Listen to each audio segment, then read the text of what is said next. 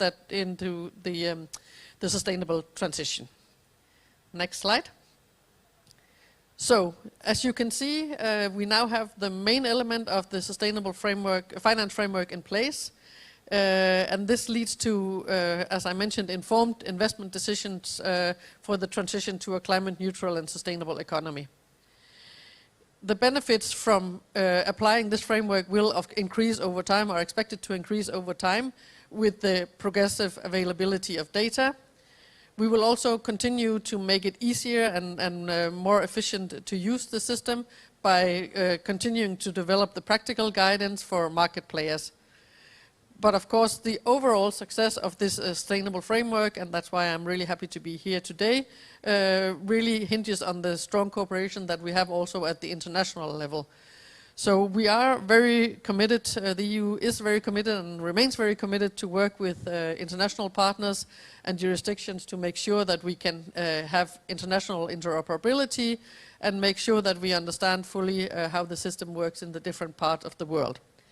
So with ASEAN, we already have a very good dialogue on environment, on climate change, and just this year we've had our first EU-ASEAN energy dialogue.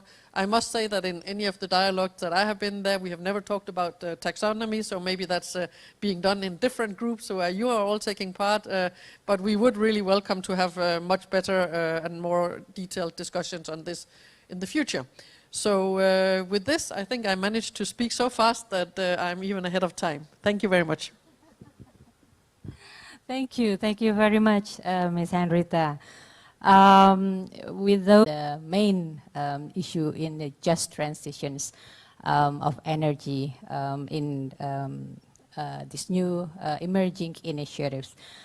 As a follow-up to the presentations of our distinguished presenters, maybe I would like to ask more questions to Ibu Mutia. How is the involvement when you do the CESA? The local community and the local government in the preparations of the strategical assessment, are they heavily involved in the initiatives? And is there also local businesses, stakeholders that also included in the initiatives? Thank you, Bu Oka, for the follow-up question. Yeah, so the CESA, Strategic Environmental and Social Assessment, also go deep into the provincial and district level to really get the feel, yeah, from the ground on how they will approach or act upon the energy transition agenda. So we do engage with the local government as well as the local business and communities as well as the civil society organization. They do participate in our regional consultation as well as the national level workshop consultation. And we gather a lot of salient input which is really helping us in furthering the recommendation for the strategic and environmental management plan that will be completed hopefully within this year and be passed on to Ministry of Finance.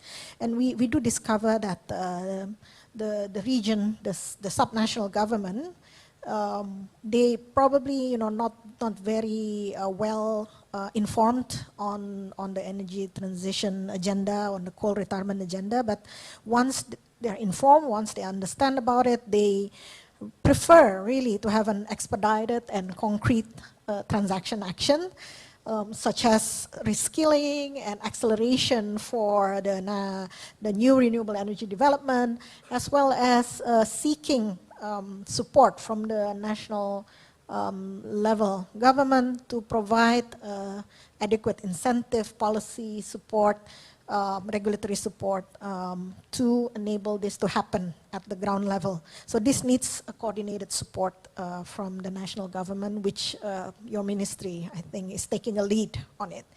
Another point of consideration is that, just transition may need